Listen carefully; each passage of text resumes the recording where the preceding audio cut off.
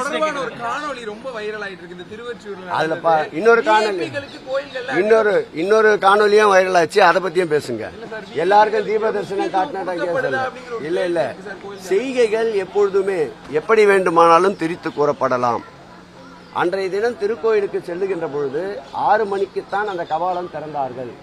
மக்கள் முன்கூட்டியே கியூ வரிசையில் நின்று கொண்டிருந்தார்கள். நாங்கள் செல்லுகின்ற போது அதிக நேரம் நின்று கொண்டிருக்கிறோம் என்று கூறியவுடன் நான் அருகிலே சென்று கிட்டத்தட்ட 50,000 மக்கள் இன்றைக்கு மாத்திரம் வருகை தந்திருக்கின்றார்கள். ஆகவே சற்று பொறுமையாகத்தான் செல்ல வேண்டிய சூழ்நிலை இருக்கின்றது. உங்களுக்கு வேறு ஏதாவது வகையில் உதவி தேவைப்பட்டால் தண்ணீர் அல்லது வேறு ஏதாவது அதாவது இயற்கை உபாதைகள் கழிப்பதற்கு வேறு ஏதாவது மருத்துவர்களுக்கு தேவைப்பட்டால் அல்லது பசி போன்ற மயக்கங்கள் இருந்தால் சொல்லுங்கள், அதற்கு உதவி செய்கிறோம்.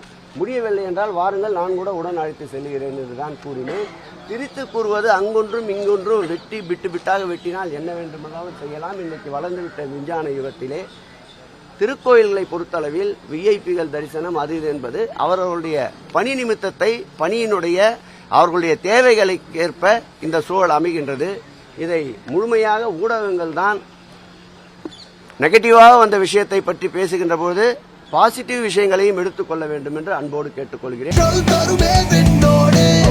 60 வருட நம்பிக்கை ஆனந்த் பனியன்ஸ் அண்ட் பிரீவ்ஸ்.